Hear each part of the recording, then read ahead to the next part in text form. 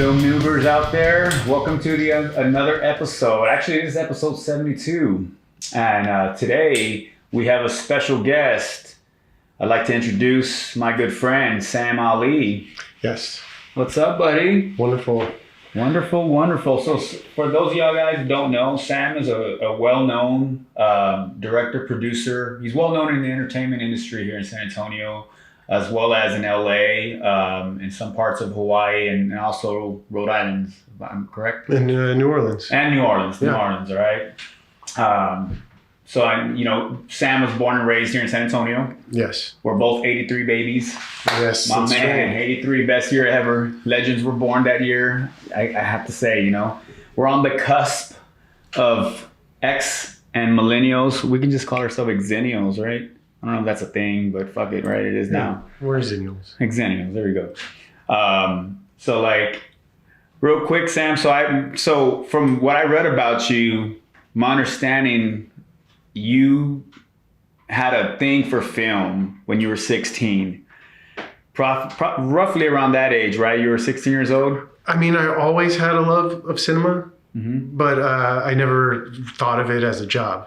But at 16, I got a job, my first job. I was working at a Hollywood Video. I saw that. Yes. For those of you guys who don't know, Hollywood Video, Blockbuster. I tell you what, though, you know what Hollywood Video used to be before? What's that? Video Central. Okay. Yeah, Video Central. It used to be Video Central a long time ago. But Hollywood Video, guys, this is a little bit of nostalgia for us. Me, Sam, and Fat Jesus behind the camera over here. It's if you don't know what Hollywood Video is, Google it. Google that shit, and you're gonna be like, what the fuck is this? Look at these fucking boomers. Whatever, fuck off. But anyways, Hollywood Video and Blockbuster, Video Central, all that shit goes a long ways. But yeah, tell us more about that. Sure. When I was an early teen, I would rollerblade there, and I would put movies up for the manager, and he'd give me free rentals. Oh, nice. He also taught me how to fix a broken tape, because back in the day with VHS, you get a tape stuck in the VCR, rip it out, and you would take it back to the store. It would happen all the time.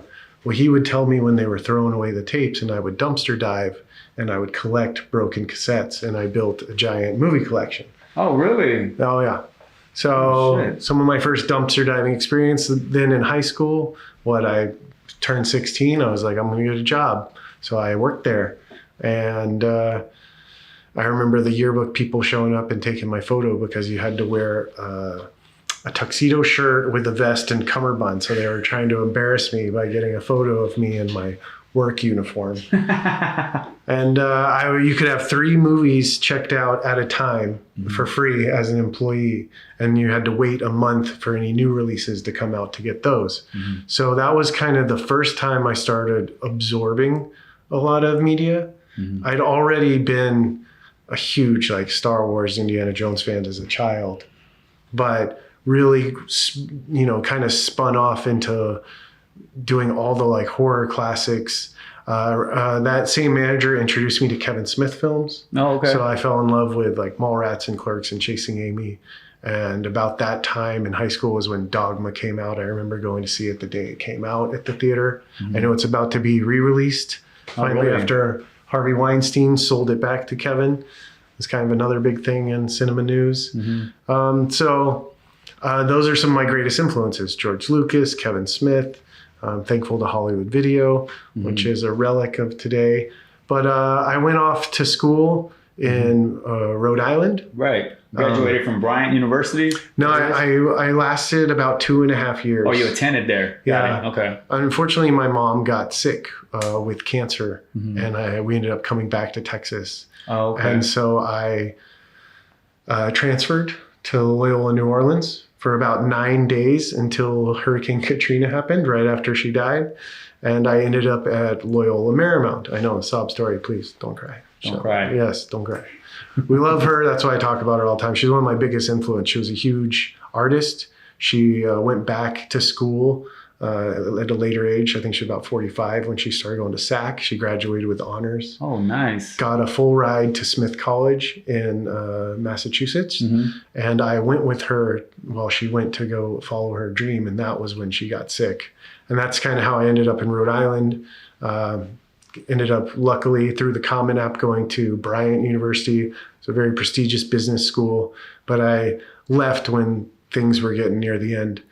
So there we are in New Orleans. Katrina happens. You know, we come home thinking we'll be gone for 2 weeks, and it's not the case. So I learned we could go to the other Jesuit schools. Really, we could have gone to any school in the nation because people went everywhere. But I ended up going to Loyola Marymount in Los Angeles. I had been in Rhode Island freezing, and I really wanted to get to the beach. Los Angeles was on my bucket list of places I wanted to go. So I ended up out there. But while in school at Rhode Island, I was heavily involved with the entrepreneurship organization. I was searching for that job where I could be my own boss and make $1 billion, because obviously $1 million isn't enough these days. Right. That's like minimum wage for the rich folk. You got $1 billion off. While I was in Los Angeles, at Loyola, you're required to take religion, and I was taking Judaism.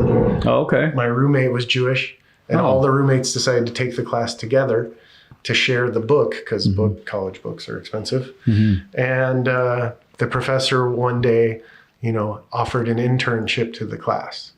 And I was kind of that one student, I call it the like slow hand raise, where it's like, I'll do it. You know, I missed the part where he said major motion picture company.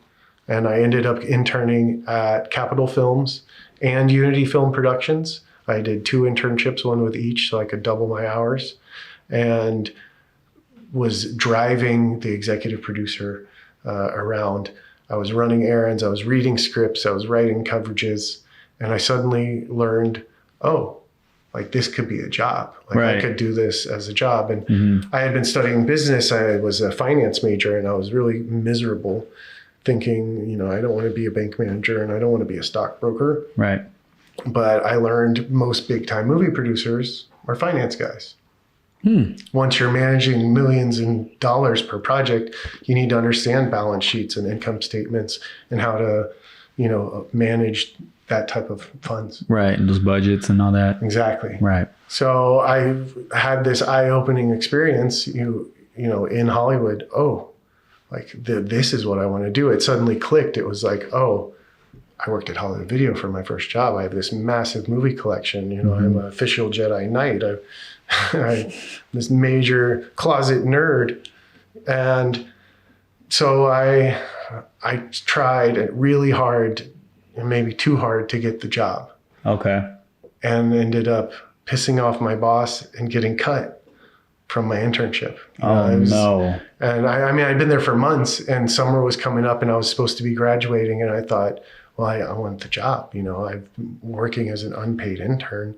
How can this be? Like, well, why?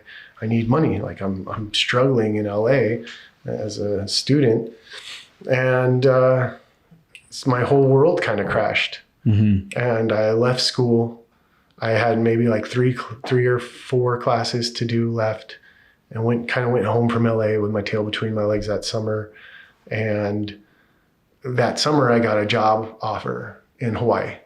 Oh, wow. So my best friend growing up, he went off to the Navy while I went off to college, and he started a business doing party promotions. Okay. And marketing for clubs and concerts and festivals. And he said, hey, you know, come to Hawaii, help me expand my business. And we did. He trusted me, so I ran the door. I ran the VIP list. While they were inside having fun, I was managing the money, managing the list. And one day he's like, look, I know about this film party. Come to this film party. You like film. Because he knew how much I loved it, and I thought I had screwed up everything by upsetting my internship and, you know, being let go. So I go to this little underground bar party. It's called Showdown in Chinatown. And it was basically the 48-hour film project. Okay. But it was the Steadicam operator from Lost had created this festival. At that time, it was really just a little party, and it became this bigger festival where they give you a prop, a line, and maybe a genre type thing, and you have normally for the 48, it's 48. With Showdown, it's usually a week. Okay. With Showdown, it would change. Sometimes it'd be 48 hours. Most of the time it was 1 week. Sometimes it'd be 2. And sometimes when they would do a big one, it would be like a month long. But it was a timed challenge with requirements. Right. So that was how I started producing my own content. I started seeing these films and I was like, oh, I could do this. And started creating my own films. I lived there for about 3 years in Hawaii the first time. Right. And I realized, I needed to go back to school and finish my degree. It was kind of eating at me that I'd gone so far in college and been through so much that it would mean a lot, especially in Hawaii. I wanted to get maybe a better job that paid a little more because the cost of living out there is insane. So I came home to San Antonio. I bartended at one of the local bars for a year, saved money to go back to Loyola Marymount, which I think is at the time, about $45,000 a year to go to. It was pretty outrageous. Right. And now I believe it's like $59,000. Oh, wow. The price, everything's gone up these days. So that's what I did. I went back to Loyola. This time I went, full force. I joined the TV network at school. I interned through the TV network with the mayor of Los Angeles as a camera operator. And I was working freelance camera operating through the TV network. And it was all of them were a paid internship, unlike before. So I ended up graduating, doing this amazing internship with the mayor's office. We created a bunch of little TV shows. They had their own TV network. I worked on all the other student shows. And because they were mostly film students, I'm a business student, when their shooting was done and everyone was editing for the end of the season or semester, I called in all my favors and we shot 2 short films of my own right before school ended. Right. Made some more content. It was cool. We won a couple awards and we won an Apple Award for Mayhem Entertainment, which was an Entertainment Tonight inspired and sponsored by them. Big award. My least favorite show I worked on won the hugest award. My most favorite show, I don't think did as well, but which is really interesting. It's kind of how projects go. So we're winning awards. I had done Showdown, like I said before. I'd done, I think, 10 shorts before I went back. And how old are you at this time in your life? How old are you roughly? How long have you been in the scene? So I was 21 when I was at Loyola Marymount. I turned 25 after about 6 months of living in Hawaii. So I was about 28 years old when I went back to Loyola. Okay. So the thing about Hawaii, I missed it every day. Nothing was beautiful anymore. Which island were you at? On Oahu. Oahu? Yeah, I've been there a couple times. Everything big kind of happens. You live up in the North Shore or? No, I started in Chinatown. Okay. I moved to Makiki. I was up the Poly at one point, and then I moved to Waipahu last. Okay. But that was later. That's what we're getting to now. After I graduated, I had this I was missing it. I missed the islands, and I went back for 3 more years. Wow. I continued to do Showdown Festival. So Island Fever kind of was reversed for you. Like in a sense where you missed it and you wanted to go back, whereas people who don't understand what Island Fever, explain to the people real quick what Island Fever is. You are trapped on an island, right?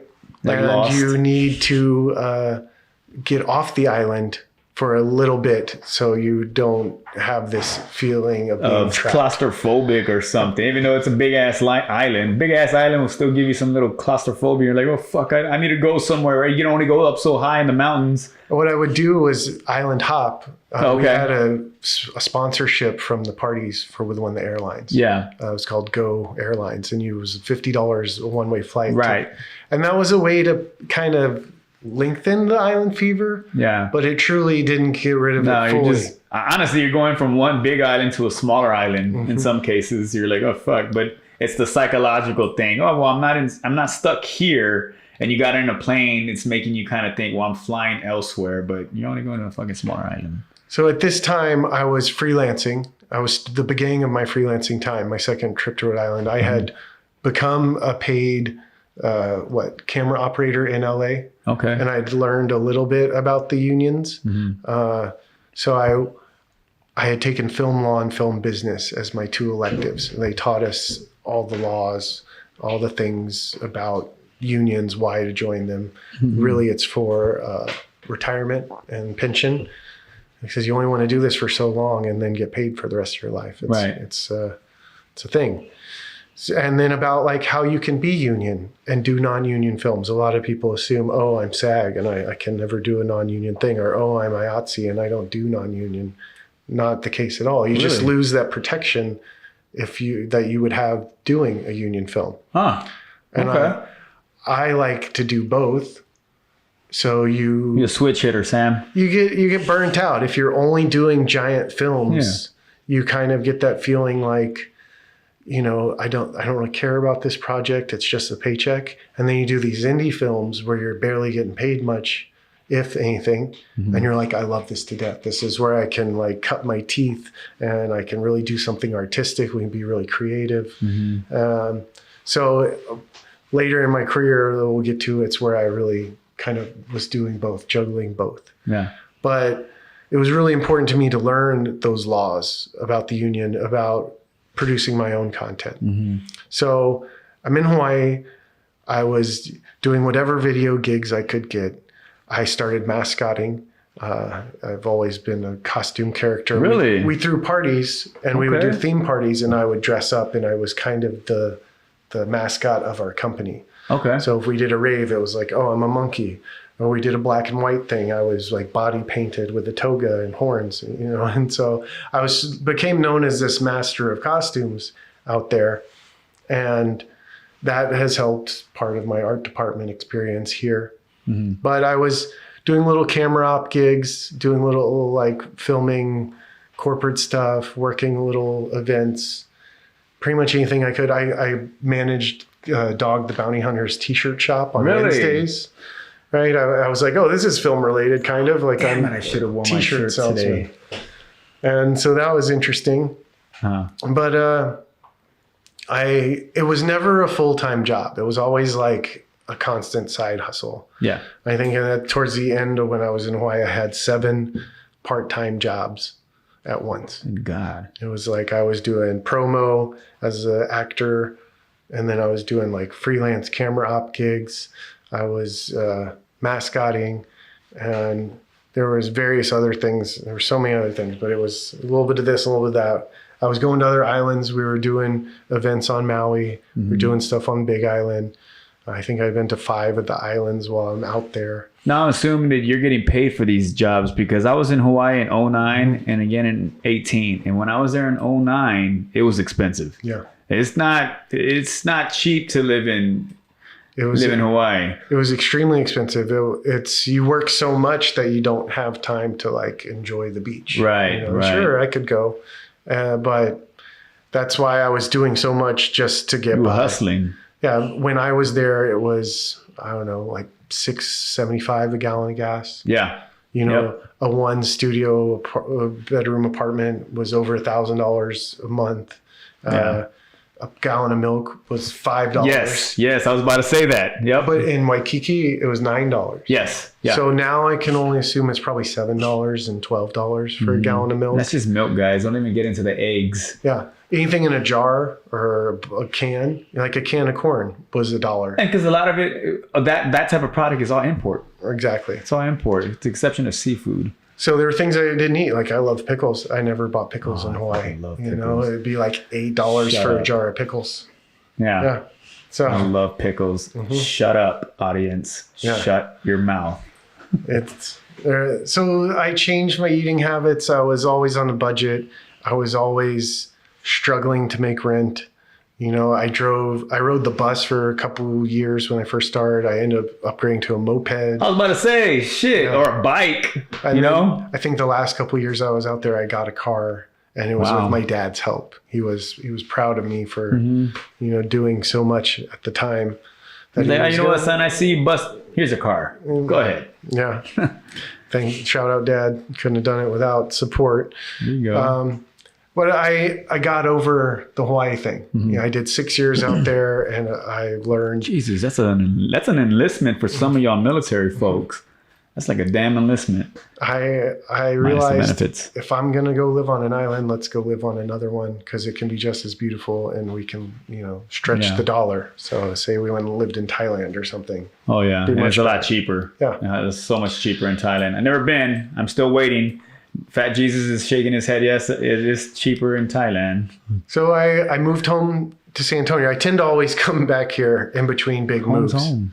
You know, I decided to volunteer locally. I had been producing content. So when I moved back to Hawaii, I did another 10 Showdown films. Okay. So we're at 20 Showdown films at this point, which is like 20, 48 hours. The 48 hour did come to Hawaii once, and I did my first one out there. So I moved back here. I found another local filmmaker from San Antonio doing a web series. I volunteered to join his crew. I ran sound. I helped with lights. I had been the producer, director, and stressed so much on all those films, because every one of those 20 films I financed myself. Right. And, you know, my first 10 films were about $300 a piece. My second 10 films were about $500 a piece. And it's a lot, because not, you know, I'm coming up with the concept. I'm gathering the people. I'm renting a camera usually, which is not expensive or not cheap. I try and find a friend that had one, and it's all, to me, what I learned in the business of parties. It's, you know, it's all about who you know, and favors. So I knew an actress. She had a camera. I'd give her $20, but I'd also put her in the film.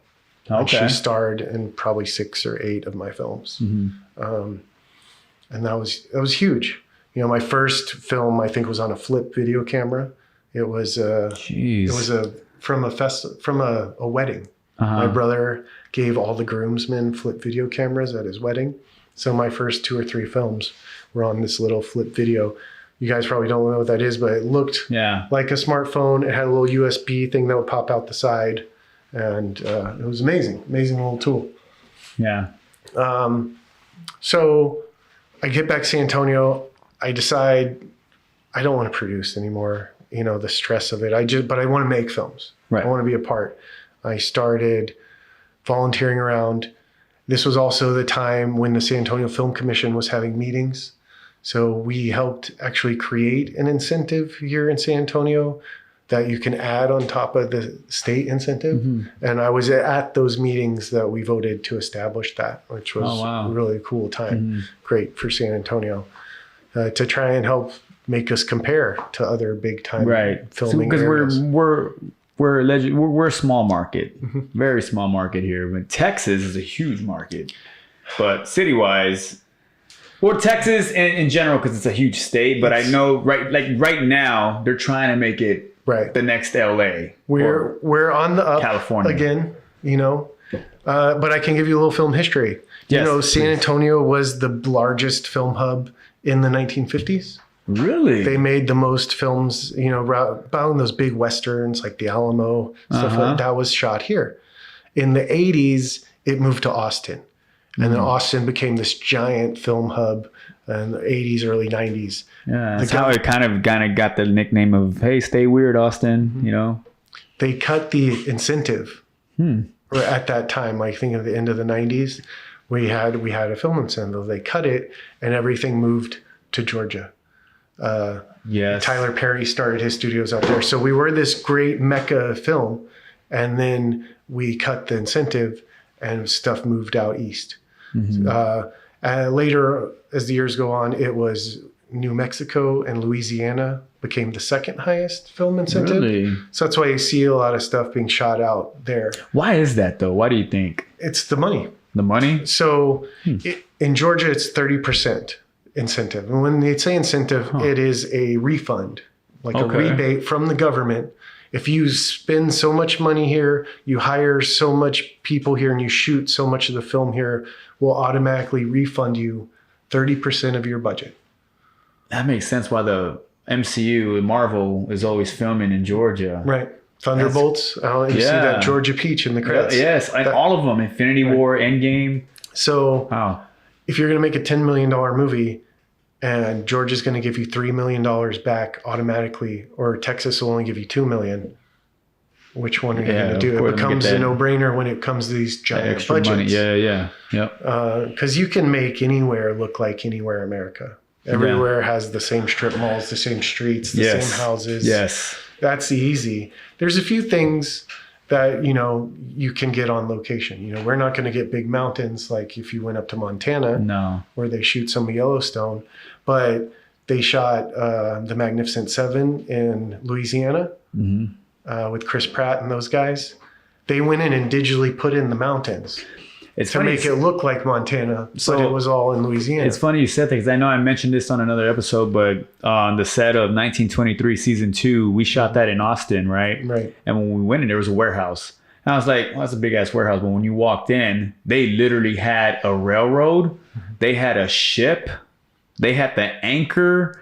Like, I was like, fucking what? And they're like, oh, by the way, we're in New York. I'm like, oh shit, I thought it was in New York as soon as I walked in. I was like, it's crazy. But it's crazy how you were saying they can literally build a set anywhere. And then they've mastered the lighting. So now they can shoot all day and night and have it still be dusk the whole time they shoot. So if it's a certain time of day, that's the advantages of shooting on stages. Mm-hmm. Yeah. As you can build. In the studios. Again, you're talking about next level filmmaking. We're in the multi-million-dollar budgets. Right. So that's great for that. Mm-hmm. But we'll get back into the story a little bit. We'll dial back. So I'm here in San Antonio. I'm working locally. I'm volunteering on some webisodes, and I decided to make my own 48s. I had gone up to Blanco and found the Buggy Barn Museum. Have you heard of the Buggy Barn? I have not. Okay. This is an amazing little gym about 45 minutes away. See, Fat Jesus is nodding. Yes. He knows it. So, David, but yeah. Sorry, David. He said it first. I was just, call back. You can call him Jack Crack instead of Black, or Jack White. So on the 48 Hours website, they'll tell you the hardest films to make are a musical and a Western, right? Jack. So I always dreamed of doing a Western. I had made a musical in Los Angeles at Loyola for one of those TV shows. And I found an internship online here in Blanco. I went up to this mom and pop studio. It was a full Western town with a Western museum out front. They specialize in buggies or carriages or horse-drawn, vehicles, the original Teamsters of Hollywood, right? Okay. The owner is a Teamster in the film business, and his daughter, who's our age, runs the place. Wow. And every time I go back, it's grown. There's a new building, there's a new something. But I've been shooting most of my content there since about this time. I had told the guy I'd been making the webisodes with about it, and he didn't really want to do it. And we had made 4 48s at this point. I had introduced him to the festival. I was signing us up. We were doing our team, but we were not kind of agreeing with the content, with his writing. I wanted to make something a little bit grander and a little less offensive, more entertaining, broader audience. Right. A lot of my early stuff had a lot of shock value and was kind of this way. But as I've grown as a filmmaker, you start asking yourself, what's the kind of content I'm really trying to produce? What's the message we want to get across? What are you trying to lure in? Yeah. My first film I won an award with, I showed my dad, and he was like, I don't like it. The sex, the drugs, the rock and roll. And I was like, but Dad, I won an award. So a lot of times now I'm thinking about like, what will my dad watch? What will my sister watch? My dad's an immigrant. He's from another country. So he's not so American. And right, not westernized. Yeah. He is. He's been here for a long time now. But still carries he's those a little old... conservative. Yeah. And my sister, who's even more conservative, she's only watched, I think, the one Hallmark movie that I worked on, because they don't watch really anything else but Hallmark. So we team up at this point. I've gone out to the Boogie Barn a couple times to work on some films. We did a series. It's on Amazon. It's called Death and Compromise. Death and Compromise. Yeah, I went to be an art PA for a friend I met out there, and I knew how to run Slate, and I became a second assistant cameraman and finished out the series as a second AC and ended up getting paid. And when we wrapped the show, they were having a party and they started cutting checks, and they cut me one too. Oh, wow. And I had gone out there to be. Were you expecting it, or you didn't? No. Really? No, I try not to expect anything these days. It's all just a bonus. Okay. I had just dreamed of doing Westerns, and there I was doing my first one. So they ended up doing reshoots or pickup shots later for the series, and I got hired on as the first assistant cameraman. So I was pulling focus and shooting the last bits of that show. And that was a great experience. We worked on a Blackmagic camera, the Ursa Mini in the time, and I learned my hatred of Blackmagic. So every time the monitor would fail, the monitor goes out, it's like you can't just plug it back in. You have to shut the whole camera down and turn everything back on from start. And it takes a moment to boot up. It sounds like an MRI machine. Yeah, so we're waiting on camera. Right. It's like, usually we're waiting on sound, but no. Yeah. But this time we're waiting on camera all the time. And so there was another project coming out there. It was Bentley Mitchum. I don't know if you know that name. Bentley Mitchum. So Bentley's grandfather was Robert Mitchum. Okay. And anyone that knows John Wayne knows Robert Mitchum, because Robert Mitchum was his sidekick. So here is one of the legends of Western's grandson. He's running a workshop, an acting and filmmaking workshop at the Boogie Barn, where they shot. It was a feature, in my opinion. He and I discussed it because it was over 45 minutes long. Okay. It's this film called Judgment, and I volunteered to run his sound. And I decided to make this 48-hour. I decided to do things bigger and greater, and I was trying to break records. I wanted to make something next level.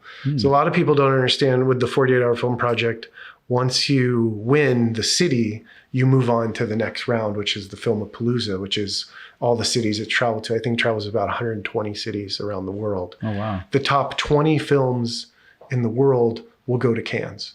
Will go their short film showcase. So you can do a SAG film, because it's 48 is SAG affiliated. You are required to not pay anyone, and you can go to Cannes.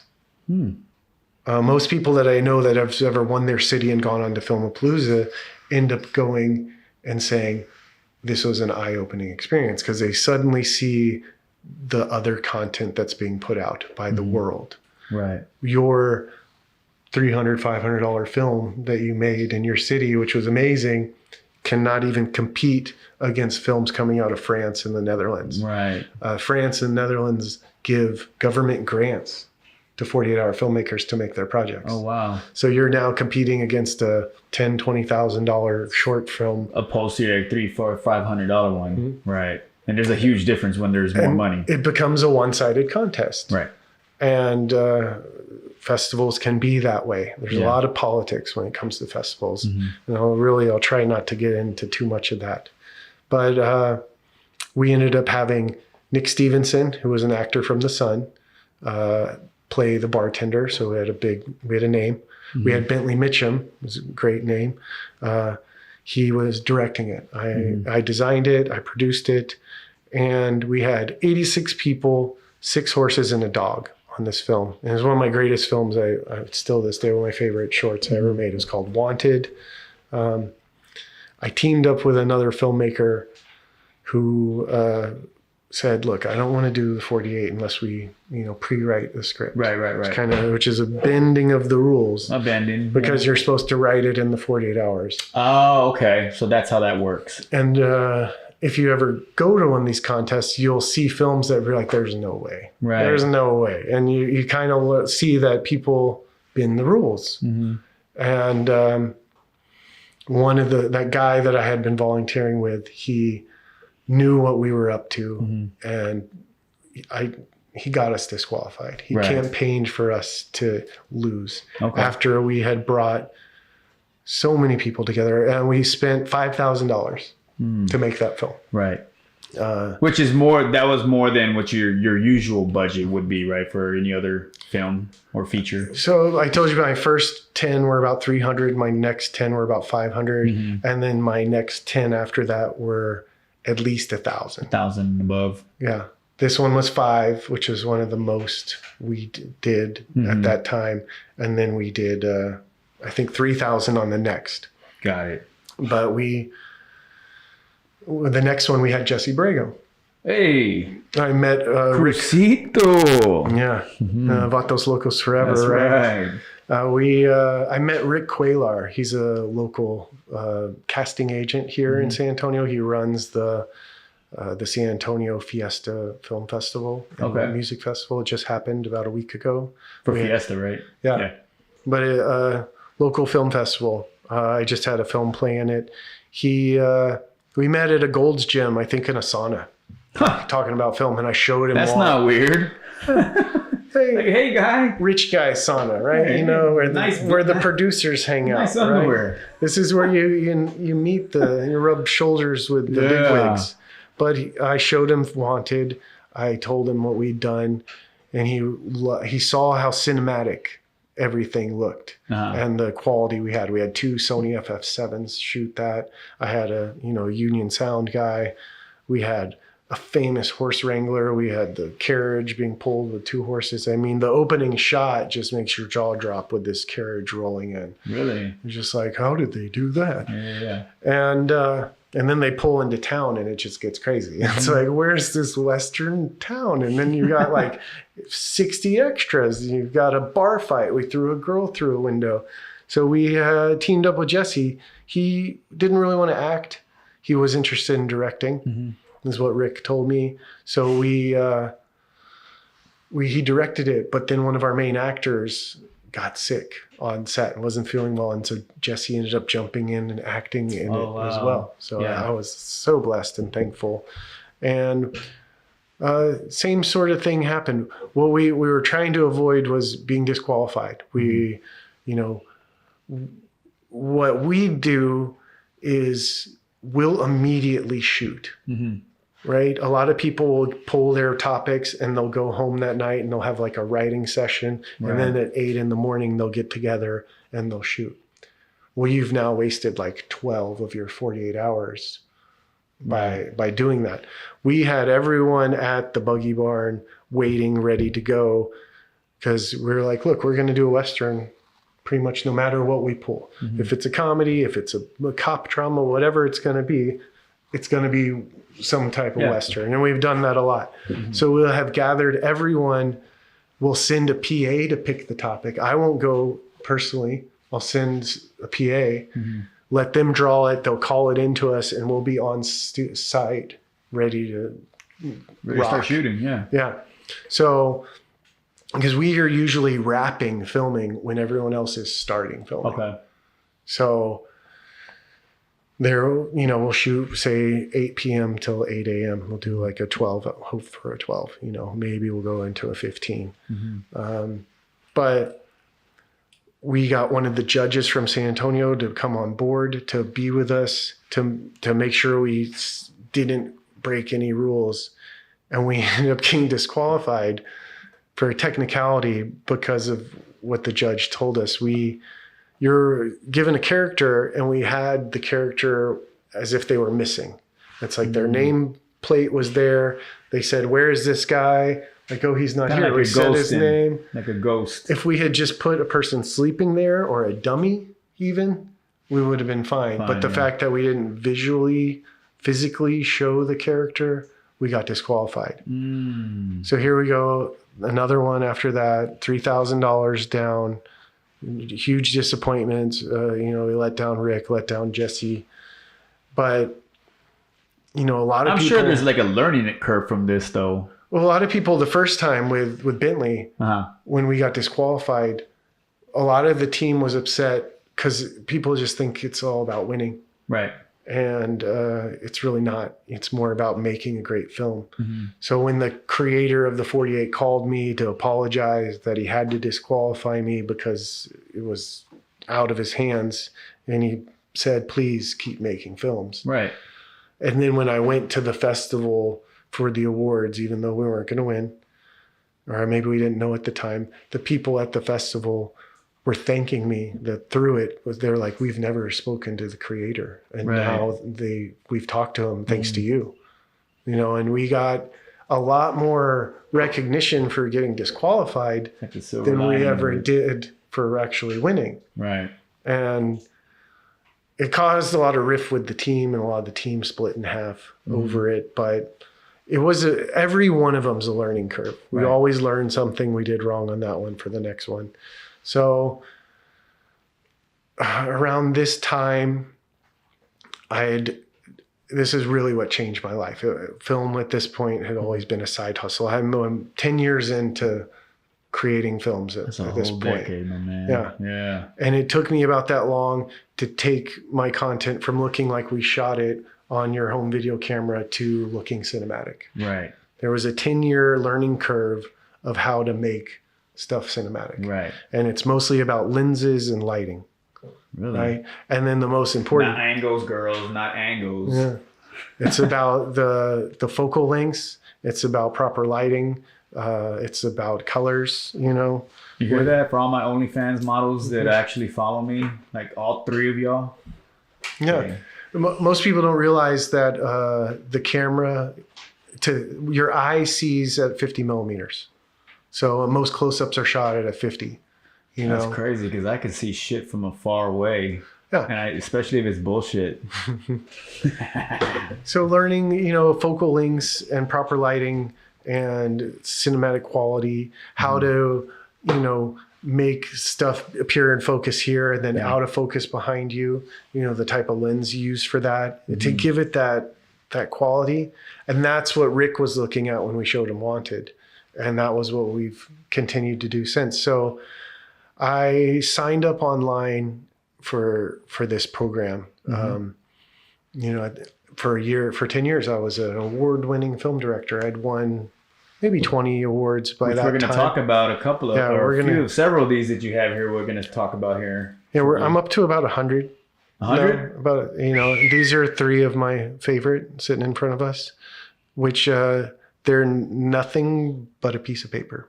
Really? They've never gotten me a job. They've never done anything to make me money. They're basically just bragging rights. Huh. These are bullets on a resume. Yeah. These ones are cool because they're actual trophies. And I'll explain like how It's kind of heavy. it is heavy, Jeez. right?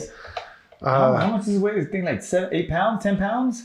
Oh, Oh at my least. gosh. That's about 10 pounds. Maybe a Just little bit wait, more. just wait till I tell you what it cost. Oh gosh. Yeah. So, yeah, because people don't realize that it's $400 for your Oscar when you win an Oscar, right? Wow. This one's not that much, but we'll get there. Okay. Long journey, right? So I think I'm in 18 years now. We're Yep. almost to Yep. 20 years now to Right. the present. So we're about 10 years into my filmmaking career. I thought I was a director, but I didn't know what an assistant director was or what a production assistant. Right. You know, I'd had some people tell me, why don't you PA, you know, in Hawaii that were working on Lost and Jurassic World and some of those Was bigger it, things. Is it Miami PD or no? The Rescue Surf is the one right now. That one. Yeah, there was Hawaii Five-0. Hawaii 5-0. Sorry. That's the same crew. All the Lost people went to Hawaii Five-0, and the Hawaii Five-0 are now the Rescue Surf, Oh wow. right? And they're talking about canceling it. 6. 10. 15. Okay. So I signed up online. I found a thing. It was called friendsandfilm.com. It's run by this amazing sound woman, Janet Urban, right? Friendsandfilm.com. Friendsandfilms.com, folks. We'll have a little thing. Yeah. David, we'll have a little bouncy ball. Follow the bouncy ball. It teaches you how to break into the industry, right? And how to actually Legally, guys. work in Hollywood, Yeah. right? It trains you how to become a PA, Mm-hmm. basically. And I told you at this point, I was just kind of learning, you know, what a PA was. I thought I was a camera operator. I had done that. I'd gripped once before. You know, I'd been told I was a great designer in college. But to start out in union films, you start as a PA. Right. And I took this online training. It wasn't cheap. It was about $380 a month for 8 months. So it was about $3,000. Oh, wow. And I treated it like a college course. I went to a very expensive college. So that's about how much one class would cost at Loyola. So I ended up being one of her best students because that flew through the program. I had 10 years experience at this point. So I had a lot ahead of other people, but it was incredible. I wanted to know, where do they post jobs? Right. What's the resume format? You know, who to talk to, who not to talk to, you know, where to report if you're showing up to set, you know, all those things. And she breaks it down for you. Huh. And she doesn't just do that, but she also teaches you kind of the mentality, the go get it attitude, and how the type of person you kind of need to be to make it on a film set. So I've had many jobs over the years. When I was in Hawaii, I worked for Hawaiian Airlines. I worked for a staffing agency as a media guy and administrator. I was at an accident reconstruction engineering company. Just hustling all over. Jack of all trades, master of none at this point. Well, I dabbled in whatever to pay for my, filmmaking hobby. Right. And I ended up getting an extra gig on Alita Battle Angel. Okay. And it was during this time that I'm taking this PA class. But my biggest influences are things like Star Wars. Right. So here I am on set, and you have Industrial Light and Magic, and you have Weta, right? For people that don't know, ILM is Skywalker Studios. That is the digital effects, all of the practical effects, the whole effects house for Lucasfilm. ILM and Weta is James Cameron. That's the Lord of the Rings. It's the mocap. Okay. So that's based out in New Zealand. And then we had K&B. Right here on the desk, we have a little K&B. This is a lift it up some. This is a mask from Fear the Walking Dead. This is a prosthetic mask that I wore on Fear the Walking Dead. And this is what got me up to this. Nice. I see that. So yeah, I actually, I think I wore this one. Nice. Look at that. It looks like Leatherface. So I skinned a zombie and mounted it, right? Look at that. But I'm working as Fear the Walking Dead. Yeah, season 4, 6, and 7 were shot here in Austin. Okay. 4, 5, and 6. 7 and 8, I think, went out to Georgia. But they had K&B, which is the Evil Dead, which is the Walking Dead, which is the greatest prosthetic company. So you have the greatest prosthetics, the mocap people, and Lucas people all doing Alita Battle Angel, which is a great Robert Rodriguez movie. They've been trying to make the sequel for years. Wow. I was supposed to do 2 days, and then I picked Monday and Friday to ask for work off, and they said, "Well, can you come back tomorrow? Can you come back tomorrow?" And I did. I did about 10 days and ended up quitting my job. My boss knew my passion, and he was like, "Look, I think you need to go do this. You can come back. Yeah. But pursue this." So I support it. I quit my job. I do 10 days of background. I decide I want to become a PA, and it's right before Christmas. And what you learn in Union Films is they shut down for 2 weeks over Christmas. So an Exodus little. I spent the whole Christmas like, oh my God, did I make the right decision? I can't get any work. But come January, studios started reopening. I started PAing in reality. Right. And I did about, I want to say 2 years. I'll call it 3, but of reality PA work. I found American Ninja Warrior. I did like 3 seasons with them. I did America's Got Talent. I was gonna say America's Got Talent. Yeah. I did like Deadliest Decade, a bunch of like those murder shows. I did Encore for Disney, which was a cool one. It was like a high school musical, bringing people back together. That was a bucket list thing. I was like, work for Disney. Yeah. And I did that for a few years. And then I was still doing background at the same time. I went and did The Long Road Home. Okay. And so I saw everyone that was on Alita, the crew, now in Fort Hood. So it was the same crew in Fort Hood doing this National Geographic series. It was an amazing series. They had the first AD for Michael Bay, who's the highest paid AD in the business, because Michael Bay just threw money at him till he wouldn't say no anymore. And they had That'll happen.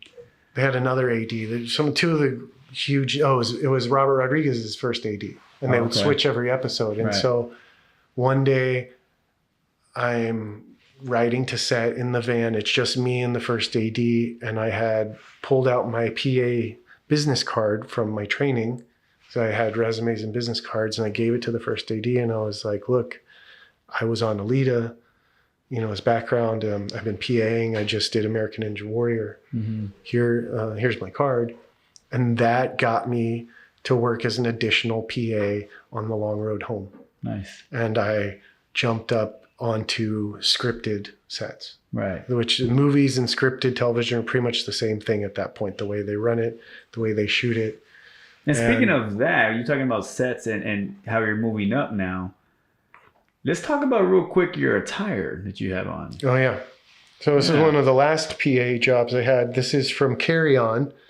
This is a gift from the AD department. It looks like I work for TSA, but if anyone's seen on Netflix. Carry On. Yeah, it's a Jason Bateman. Yeah. Yeah. And Joel. No, not Joel. I can't think of his name. He's the Rocket Man, Taron Egerton. Yes. I get Joel Edgerton and Taron Edgerton. Joel and Taron confused because I did a movie with Joel as well. Joel was Uncle Owen in Star Wars, but I did a great movie with him. But this was one of Netflix's biggest movies ever. It was 53 days of shooting, which is almost about 3 months of my life. Roughly. Just shy. I had worked as we've skipped a lot. But I had joined IATSE in Louisiana. It's the International Alliance of Theatrical Stage Employees. It's the union for crew. Yeah. And become an on-set dresser. I decided to take a step down to work under Benita. Benita, she's an amazing first AD. She did Heathers. She did Smurfs. She did a lot of things with kids in it, Small Soldiers. She did Batgirl, that got shelved. Oh, wow. And she liked older PAs that had experience, that were more mature, not your young kids. So I kind of ended up being her driver. I would drive her in the golf cart to lunch every day. When she left the set, I packed up her apartment for her. Oh, wow. Extra. Yeah, but amazing experience. It was a huge Netflix movie. We shot at the New Orleans airport, the old airport, which is across the runway from the new airport. And we had this entire facility to ourselves. Right? Nice. But it was one of those $100 million projects. So Alita was one of the first ones. When I was in Hawaii, I did Jurassic World as an extra. I was a part guide. I ran from pterodactyls, and that was one of my first bigger sets. Yeah. I'd done Aloha at that point, driving my car. That was Bradley Cooper, right, and Emma Stone were on set that day. So I'd been getting my feet wet as an extra, and I extra'd for years. I used that as a way of who to talk to get the PA card to, because every time I had done it for those 10 years, I was trying to break in. I finally break in. The people from the Long Road Home had me come and interview for a staff position for Fear the Walking Dead, nice, which I did not get. But I got hired on as an additional PA. Yeah. But you were considered, so that's like, yeah, that's huge. They needed a first team PA, and they needed, I believe, a background PA. A background PA does a lot of paperwork, a lot of vouchers. First team PA is working directly with the stars and bringing them to and from their trailers, getting them through hair and makeup, getting them their lunches and breakfasts. And, right. And those are kind of positions you need more experience with. I'd been background a lot. I thought I could handle the background, but when you're doing 80 zombies at a time or 100 zombies at a time, they wanted more experience. Right. So I came on as an additional that I'll explain that in a minute. And I told the background PA, I asked him, will you show me, how to do the paperwork? And he was like, well, I don't want to lose my job. I'm not going to show you. And that was the Texas PA. Yeah. I eventually got offered a PA job in New Orleans on the TV show Claws as a full-time, I think it was the walkie PA first. I don't remember. It was full-time PA. It was right before COVID. And I told the background PA the story, and he said, sit down right now. I'm going to show you right now how to do it.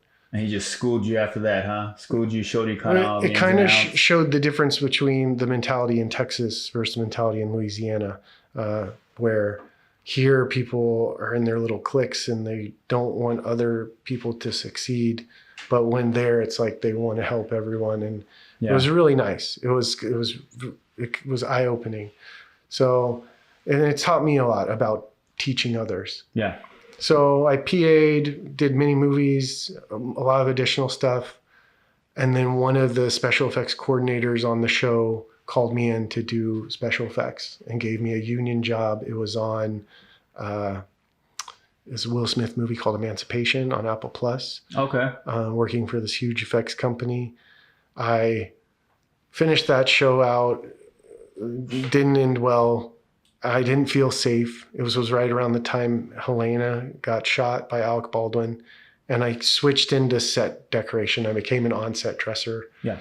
And it's kind of my favorite position in the union world. So that's all sort of union stuff. We'll go back in this time. Along this time, I'm doing independent work. We talked a lot about that. Yeah. So while I was working on Fear the Walking Dead, I made my first feature film. Nice. I spent about $35,000. We made a movie at the Buggy Barn, but I did a modern day horror. And we shot 3 Saturdays, took a month off so I could save up another 10 grand and shot 3 more Saturdays. It was that movie. It's called Spring Breakdown. It's on Tubi. Spring Breakdown on Tubi, guys. Don't forget. You can buy it and rent it on Amazon. My first feature, it's about 50 minutes long. It's a little short. It's a horror film. It's back into that sex, drugs, rock and roll type of era where I was. My kind of life. And I've learned at this point, that's maybe not quite the content I want to be known for. I don't want to be known as that guy that just made a bunch of horror films. So real quick, Sam, we got 2 minutes left. Yeah. Tell us, you don't want to be known for that. What would you want to be known for? So this is where I get into. So Louisiana Made Films is my company. There it is. We had Texas Made Films as well, but Louisiana Made Films is my official 501c3. Okay. I run a nonprofit. We teach children filmmaking. Nice. That's all these awards were won with my nonprofit. Hey. So we started it with the 48. We'd shoot a 48. We have the kids come on set. We'll put them on the camera, on the gear. We'll let them shoot a scene. And it's magical. It's That's having awesome. the little one on slate. So we've had 2 summer camps. We had one at Buggy Barn, like the first movie. We went and shot a Batman fan film, which is this one. It's a fan film award. Batman. Yeah, it's What If Batman. If you Google that, you'll see it. We shot that one on 16 millimeter film. So we had the kids learning 16 millimeter. Yeah. We had another summer camp in Louisiana. I officially established the nonprofit in Louisiana while I was still out there. I ended up leaving Louisiana because of the strike. All the work has dried up out there. And I've come back home and I've been working more in acting and performing. So right before I left though, we shot a summer camp. I spent $20,000 to host a summer camp. All of my things with the children is free. We don't charge. It's something we give to the children. That's but awesome. We had Panavision sponsor it. We had Kessel Camera. I had Teamsters. I had IATSE people. I had a DGA first AD. We blew up an outhouse. We made a public service announcement called Don't Text and Drive. We had a cowboy on a horse texting, and he crashes into the outhouse and it explodes. Oh, poor horse. We had an actual explosion with pyrotechnics. So that's how I spent about 20 grand to do a 1-day shoot with. Nice. We had about 20 students. So that's what these 2 awards are leading up to. We won a grassroots award for community effort, and we won a best student film with. So that's an Anthem Award. This is a Telly Award. Telly Award is for advertising. We're up for our second Telly. They'll announce the winners next week. Okay. Well, best of luck on that. Yeah, we were shortlisted, so we're automatically at least going to win a bronze. This is a bronze. We hope to get gold or silver this year. So this dumbbell right there. Since that camp, we came back to Texas. I shot my second feature film. It's called Dangerous Decisions, but it's a family-friendly Western Clue. It's a whodunit. Yeah. Again, the children came to set. They shot one scene. That's awesome. Then we made a short film last summer, which is what the Telly's up for now. It's in festival now. It's what was playing at the Fiesta Film Festival. It's about the first kidnapping for ransom. So it's 2 little boys get taken in a buggy cart by 2 gentlemen. Yeah. One of them gets kidnapped at the end. And it's a true story. It's a sad story. It's don't take candy from strangers. Don't get in the white. You hear that, kids? Yeah. Don't take shit from people you don't know. Yeah. Just leave it at that. The film is called Candy and Firecrackers because that's how they lured the children away. It's a true story. But it's like I said, it's that content that we want to be known for. For sure, man. And then like if we're going to have the kids come to set, I don't want to be making something that is inappropriate. Well, that's awesome, man. Well, shoot, Sam. I mean, we're about out of time. Yeah, actually, we're already a little over time. But man, no, thank you for coming on, man. Wish we could chop it up more. Help, we might even be able to have a part 2 later on in the future. Absolutely, we could delve in further in your background and whatnot. But the last 30 seconds, I'd like to kind of turn it over to you to tell the fans, tell the people from Film Noobs University, Film Noobs Universe, actually, where we can find you, your socials, your IMDb's. Yeah, I go by Samuel Ali. It's a Jewish Muslim name, but I branded, it's my first and middle name. I go by that. So Samuel Ali on Facebook, Samuel Ali Productions, all one word. It's my Instagram, it's my YouTube. My IMDb is Samuel Ali, right? I'll pop up on there. I think I have over like 160 credits. Yeah. Louisiana Made Films, Instagram, all one word, Louisiana Made Films. There's a Facebook page. There's a Texas Made Films. There's a Facebook page. There's a Spring Breakdown Facebook page. There's a Dangerous Decisions Facebook page. I really kind of love Facebook, I guess. He loves Facebook, guys, not me. I just like to hit faces. We have the Instagrams, but please reach out. I'd love to help anyone with their own projects, give advice where I can. Awesome. I'm never too good to be a PA, background. Cool, man. I'll always work. I can offer up to maybe 3 days of work for free. If you need me more than that, I should get a per diem because that's what I do. Yeah. No, man, we appreciate Sam. I appreciate you coming on the show and doing this for us.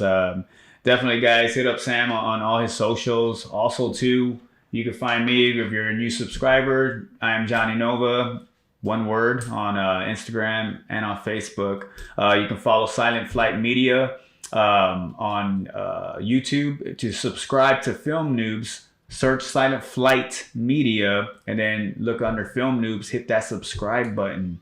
Also, guys, make sure to always support indie filmmakers and indie films. Did I say that right, David? Yep. Yeah, good, man. I said it right for the first time. But no, guys, thank you for tuning in to this episode. Thank you to Sam, man, for coming in, man. Thank you for having me. And until next time, guys, make sure to subscribe. Hit that subscribe button. And we out. Boom.